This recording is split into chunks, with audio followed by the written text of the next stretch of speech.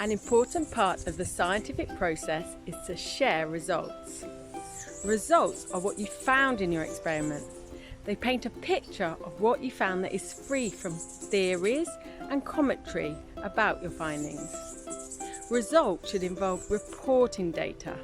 This is information collected during the experiment and will usually be in numerical form. This means with numbers. Results should show the effect of your independent variable on your dependent variable. It can be useful to share the raw data you collected. These are the actual measurements you took. But it is also useful to perform statistical analysis, such as showing averages and presenting your data in graph form. For example, I did an experiment to show the germination rate of seeds with and without music.